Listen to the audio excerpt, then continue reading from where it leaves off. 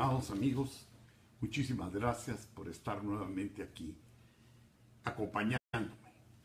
El día de hoy quiero empezar, antes que todo, felicitando a nuestro compatriota Jorge Vega.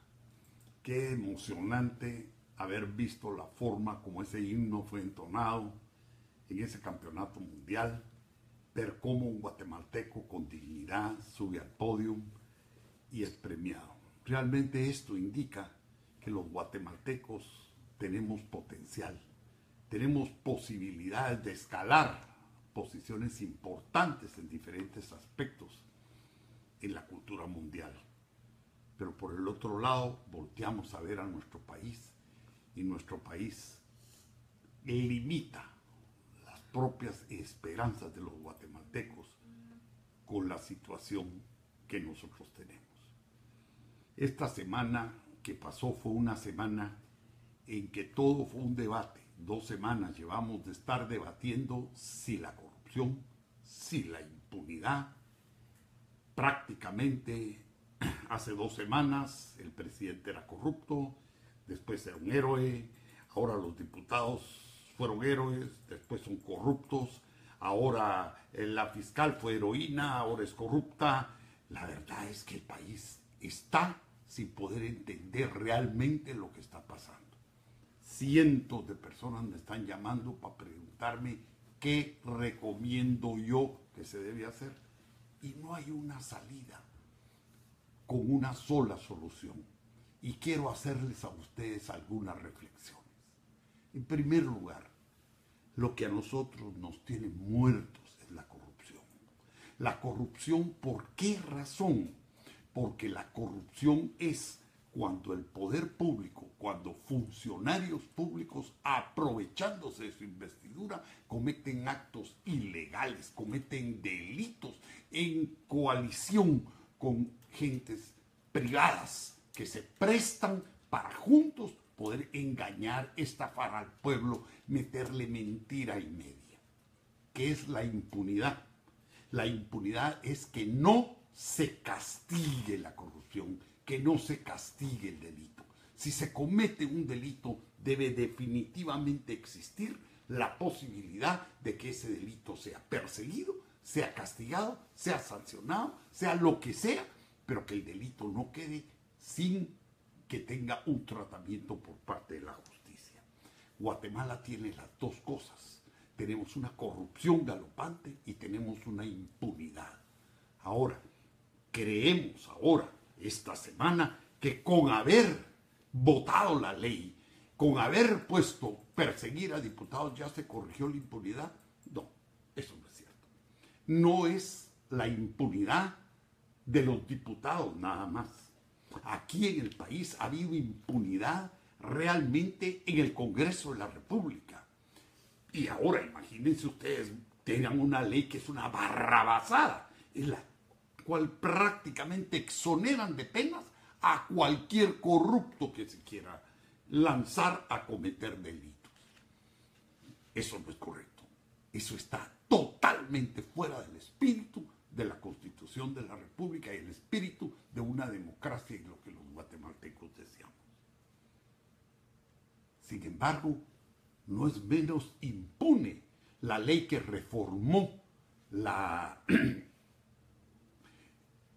ley orgánica del Ministerio Público. Acuérdense ustedes que cuando reformaron la ley orgánica del Ministerio Público, le quitaron la supervisión a la fiscal, quitaron el consejo del Ministerio Público y además metieron en la ley una forma que ella no puede estar sujeta a un antejuicio, no puede ser juzgada, no puede ser nada de esto.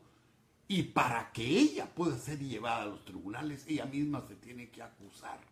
Esta es una forma de impunidad, pero al pueblo nos colaron ese gol y nadie la reclama.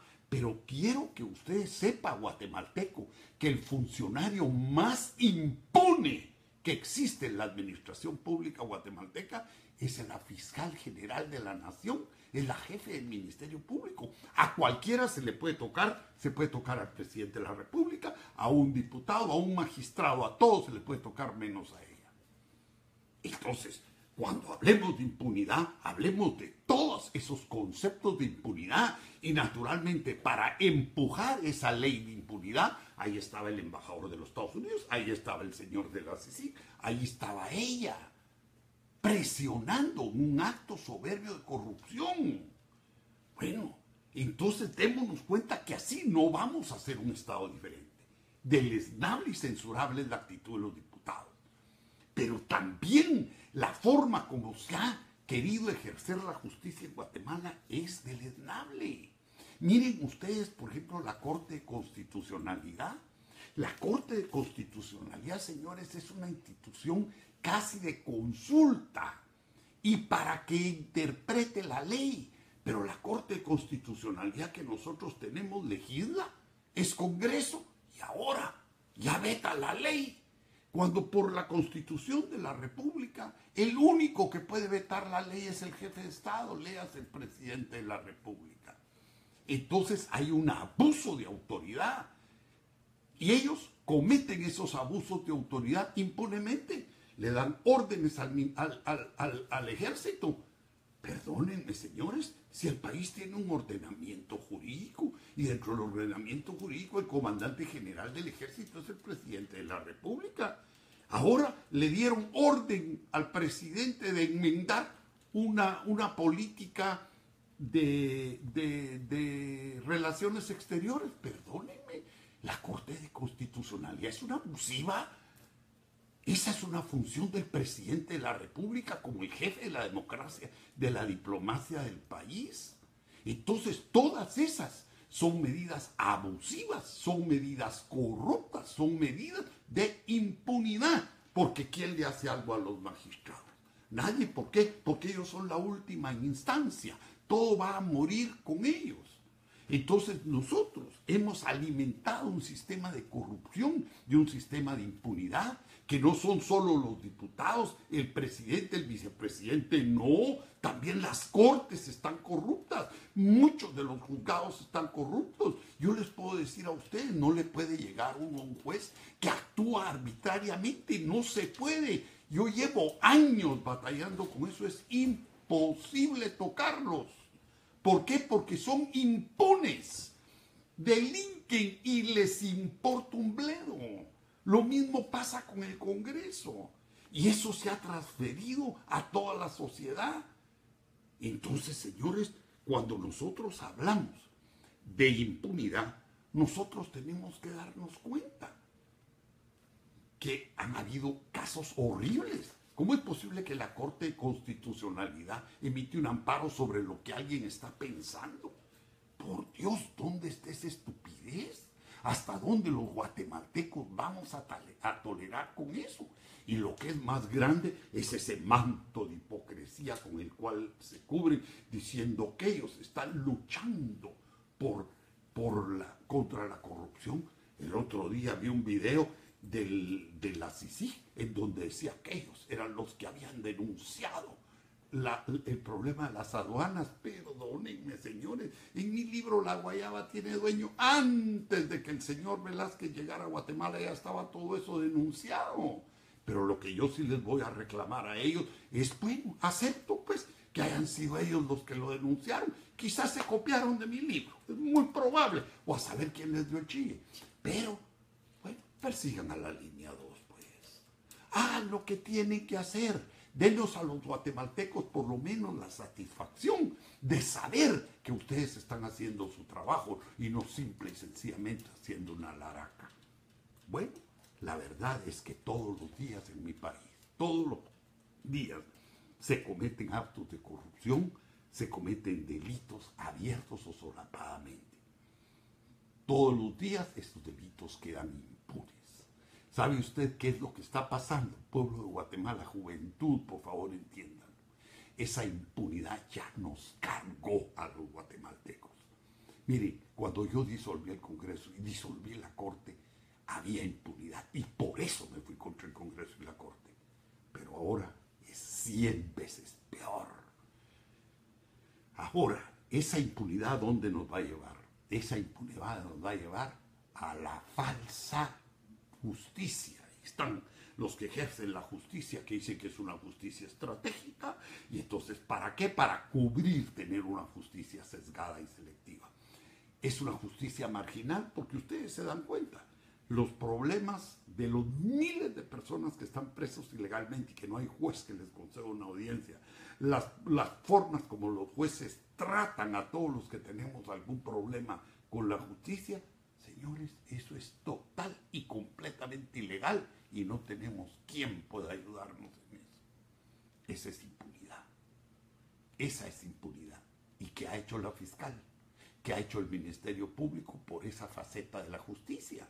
Ellos creen que nos van a convencer a nosotros que la justicia es esa justicia estratégica que ellos llaman, que es perseguir al que a ellos se les da la gana. No, esa no es la justicia que queremos para el guatemalteco. ¿Por qué? Porque esa justicia, ¿a dónde nos está llevando esa justicia? Esa justicia nos está llevando a la confrontación, nos está llevando a la violencia. Y miren ustedes lo que pasó la semana pasada. Ellos mismos están provocando la violencia. ¿Por qué? Porque ellos están jugando dentro de un marco específico de agarrar el poder. Ahora, ¿cuál es el poder que ellos quieren agarrar? Ellos acusan a este mercantilismo que existe en el país. Una burocracia mercantilista al servicio de fines económicos específicos. Ellos los acusan. De igual forma nos meten el miedo de que si entran estos, los otros, nos meten el miedo de que si estos populistas se suben, vamos a caer en un Venezuela. Guatemala ya es una Venezuela. Lo único es que las burocracias son diferentes. En Venezuela es una burocracia populista y en Guatemala es una democracia mercantilista. Pero dense en cuenta que no hay justicia, hay impunidad. Hay corrupción, las mafias, los narcos, el crimen organizado está a la altura de Venezuela en Guatemala. El pueblo está igual. La única diferencia es que en Venezuela hay una situación crasa, económica. ¿Por qué? Porque se gastaron sus reservas de petróleo, porque las comprometieron en demagogia. Pero en Guatemala no hemos caído en eso, porque tenemos 2 millones de guatemaltecos rajándose el lomo en los Estados Unidos para mandar remesas. Si no existieran los migrantes en Guatemala, yo vería a dónde se iría este sistema mercantilista que tenemos en Guatemala. Perdónenme la expresión, se iría mucho al carajo, porque no es el sector productivo el que está sosteniendo al país. Son los 10.000 millones de dólares de reserva los que hacen que en Guatemala no haya habido un estallido social. Entonces, nosotros, los guatemaltecos, en su gran mayoría, no queremos ni una ni otra cosa. No queremos ni el populismo aberrante de esa pseudoizquierda, de todo ese ONGismo que hay en Guatemala, ni queremos este mercantilismo asfixiante que tiene al país como está actualmente. Nosotros queremos, sinceramente, la refundación del Estado. Queremos un Estado más justo, un Estado que mire por el pueblo, un Estado que mire por las etnias, un Estado que se preocupe por la salud, que se preocupe por el bacheo de las calles, de las carreteras, un Estado que vele por la seguridad, para que no sigan habiendo maras que extorsionen a nuestra gente y que mate a la gente de los barrios marginales. Por lo que más quieran, nosotros no estamos en ese pleito del mercantilismo y el populismo, ni de las izquierdas ni de las derechas. Bienvenidos los de izquierda de buena voluntad, bienvenidos los de derecha de buena voluntad. ¿Para qué? Para tronar a estas alternativas que lo único que están haciendo es como lobos esperando para caerle a la presa. ¿Qué tiene que estar haciendo don Dionisio Gutiérrez, que habla tanto del populismo metido con los populistas guatemaltecos para ver cómo se encaraman nuevamente? Él no puede darse el lujo de no tener sus tentáculos en ambas posiciones. Y así hay miles de gentes que están exactamente en esa misma posición, viendo para dónde se va a ir la balanza para ver cómo se van a subir a ese carro. Yo le pido a Dios que no permita que ninguno de estos, ni unos sigan gobernando, ni los otros se encaramen. Y que realmente esta tercera fuerza, que queremos una patria justa, una patria con bien común, una patria con solidaridad, con hermandad, con respeto de las etnias, pueda darse a una nueva entrada. Nos dice, se necesita una nueva constituyente. Yo me pongo a pensar, ¿qué va a pasar con una nueva constituyente? Imagínense ustedes, si los diputados de la constituyente van a ser electos por los mismos partidos políticos que eligieron a los actuales, vamos a tener más de lo mismo, quizá peor. Miren, en Guatemala no tenemos partidos políticos. Los partidos políticos de Guatemala son sociedades anónimas que se compran y se venden, que dentro de sus objetivos tienen el proponer gente para ser electa, pero en base a negociaciones, en base a vender posiciones, en base a colectar dinero sucio. Eso hay que cambiarlo. Ahora, ¿cómo vamos a esperar nosotros que este sistema corrupto, que está empantanado hasta la coronilla, pueda darnos una solución al problema de Guatemala? No puede. Si nosotros tiramos una constituyente con la gente que está actualmente en Guatemala, no llegamos a nada. ¿Dónde están los dirigentes guatemaltecos? ¿Dónde están los grandes líderes de los partidos políticos opinando en este problema? No están. ¿Y saben por qué? Porque tienen miedo de perder votos, saben que la cosa está dividida y mejor se meten bajo el agua. ¿Para qué? Para que nadie los pueda evaluar y que en determinado momento de acuerdo se vaya ganando, ellos van a salir a pedir votos. Lo único que nosotros tenemos es una colección, perdónenme, de líderes electoreros. Están pendientes de las elecciones. Guatemalteco, a todos los políticos del país les digo, yo un hombre que tengo 25 años de no estar en el país, olvídense de sus posiciones electoreras. Hagamos una abstracción de eso y encontremos una salida a este problema político. Miren ustedes, Colombia tuvo un gran problema, pero los conservadores y los liberales se pusieron de acuerdo. Venezuela hace años tuvo un gran problema y los copellanos y los adecos se pusieron de acuerdo. Y solo con acuerdos políticos se pudo salir adelante.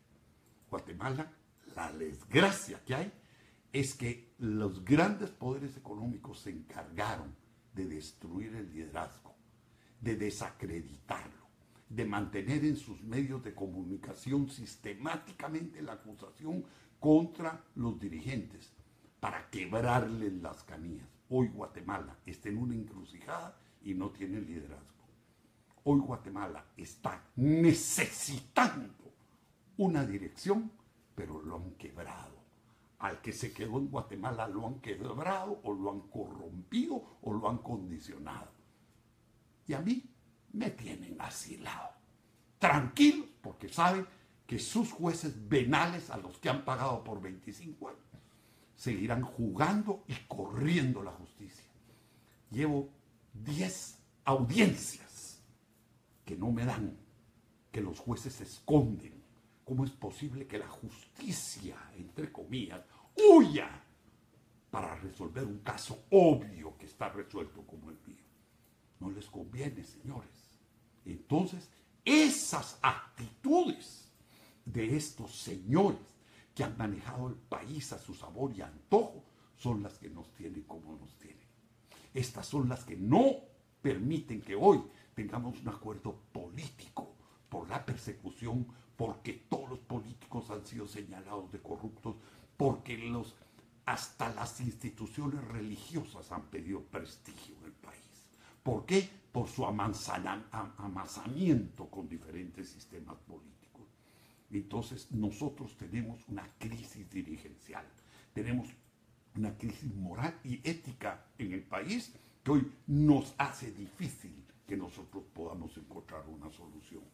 Pero entendamos muy claro, este no es un problema de meter a la cárcel gente, como lo está planteando la populista de esta confrontación, ni es tampoco una solución el mantener el status quo, como lo están planteando los mercantilistas.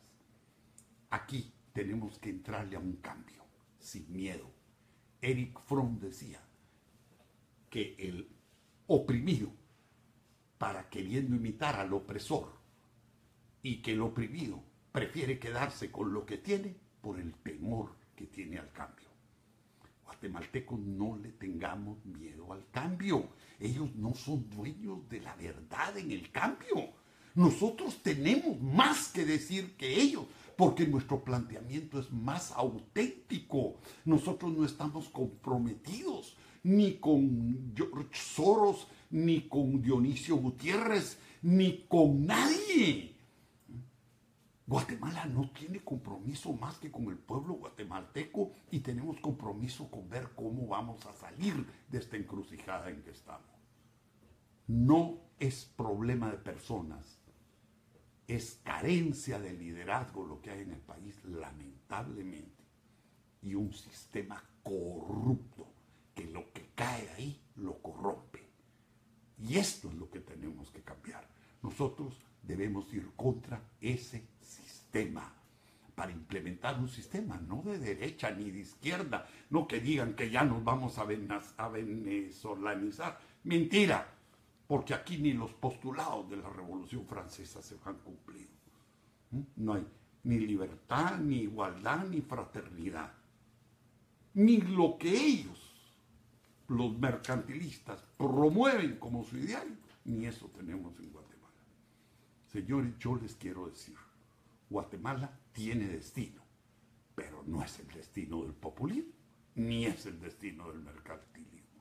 Es el destino que los guatemaltecos queremos, vivir con dignidad. La refundación del Estado es fundamental, cambiar esas estructuras de corrupción y no olvidemos jamás de que eso no lo vamos a lograr a través de una confrontación como la que se está provocando actualmente por un extranjero que no tiene nada que ver con nuestro país.